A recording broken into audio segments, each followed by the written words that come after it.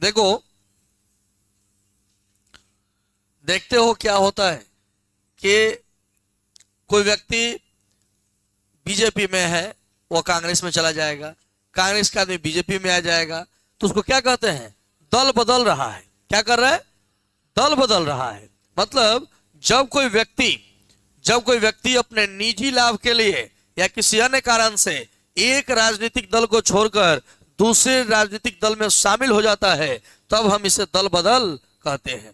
दल बदल के कारण जो है सरकार गिरने का हमेशा खतरा बना रहता है ना। मान लीजिए कि 10 आदमी इन्हें 122 को चाहिए भी सरकार बनाने खातिर, 123 आदमी बाद 10 आदमी भाग के होने चल गए, सरकार गिर जाएगी ना? सरकार गिर जाएगा। तो दल बदल के कारण क्या होता है? सरकार अस्थायी माने अस्थायी बना रहता है ना, कभी भी गिर सकता है, जिससे क्या होता है कि बढ़िया से विकास नहीं होता है। भाई डर हमेशा बना रहेगा कि कुछ अगर मान लीजिए कि कठोर फैसला लेंगे तब पार्टी में 10 को छोड़कर भाग जाएगा, उधर तक गड़बड़ा जाएगा ना। तो इसलिए दल बदल जो था, देखिए व्लादिमीर पुतिन जब भारत आए तो एक खाना का आयोजन रखा गया, डिनर, और वो डिनर का आयोजन किया गया कहाँ? राष्ट्रपति भवन में।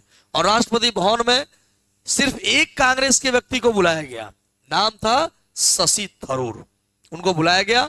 और खाने पर चूंकि और भी विरोधी दल के भी आदमी को बुलाया जाता है, लेकिन शशि थरूर को बुलाया गया और शशि थरूर बेचारे गए और पता नहीं कितना खाए कि अगले दिन भाजपा में ही चले गए ना, है कि नहीं? तो कांग्रेस का धीरे धीरे लोग साथ छोड़कर इधर उधर भाग रहा है, तो कांग्रेस का भी क्या कहा जाएगा? वो लोग क्या किए? दल बदल किए। क्या किए?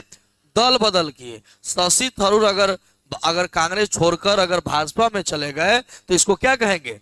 दल बदल कहेंगे। क्या कहेंगे? तो 1985 में इसीलिए राजीव गांधी घबरा कर एगो कानून बनाए थे जिसका नाम था दल बदल कानून। इस कानून के अंतर्गत अगर 1/3 या उससे ज्यादा व्यक्ति अगर एक दल को छोड़कर दूसरे दल में जाता है तो उसको दल बदल नहीं माना जाएगा, लेकिन अगर 1/3 से कम जाता है तो उसे दल बदल माना जाएगा और उसके खिलाफ कार्रवाई करते हुए विधायिका से उसकी सदस्यता रद्द कर दी जाएगी। लेकिन ऐसा होगा क्या? नहीं हो रहा है, क्योंकि आजकल सभी लोग कभी ए दल से वो दल में, वो दल से ए दल में। नेता अपने लिए कठोर कानून नहीं बनाता है। देखिएगा, कर्मचारी का वेतन बढ़ाने की बात आएगी तो सरकार विरोध में आ जाएगा, विपक्ष भी 9-17 बतियाने लगेगा। लेकिन जैसे आएगा कि विधायकों का पेंशन बढ़ा दिया जा रहा है, क्या सब लोग सहमत? हाँ सर, हम सहमत हैं। विपक्ष भी इस मुद्दा पर बहुत कठोरता के साथ देश के साथ खड़ा है। क्यों भाई? नेता का बात आ गया। संसद का बात आ जाए, सांसद का बात आ जाए, नेता का कोई भी बात जो अपने लिए है उसमें कोई विरोध नहीं करेगा। वो लोग कहेगा देश मजबूती से आपके साथ खड़ा है। अरे देश मजबूती से खड़ा है कि तुम खड़े हो? है आज जब बात आ जाए रोजगार पर, जब बात आ जाए नौकरी कितना दे रहे हैं, चुप रहिए। ये सब खतरनाक बात मत बतिए विधानसभा में या लोकसभा में। ये सब बतियाना है तो जाइए रोड पर बतियाइए, इधर नहीं बतियाने का। और वही कहिए कि अब की बार नेताओं को जो है मुखिया बनने के लिए जो है निर्णय लिया गया है कि भाई 12th पास होना चाहिए। नहीं सहेंगे, नहीं सहेंगे, सरकार की यह नीति नहीं सहेंगे।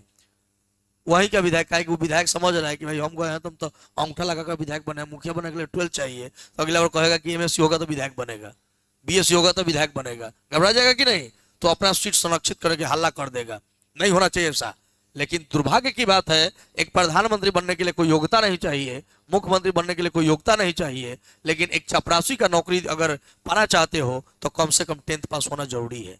क्लर्क बनना चाहते हो तो इंटर पास करना जरूरी है। लेकिन अगर आपको विधायक बनना है, आपको नेता बनना है, आपको मुख्यमंत्री बनना है, यहाँ तक कि प्रधानमंत्री भी बनना है, तो उसमें कोई भी योग्यता की जरूरत नहीं है। आप बोलने में ठीक हैं, फेंकने में ठीक हैं, आप नेता हैं, आप ही मुख्यमंत्री हैं और आप ही प्रधानमंत्री हैं।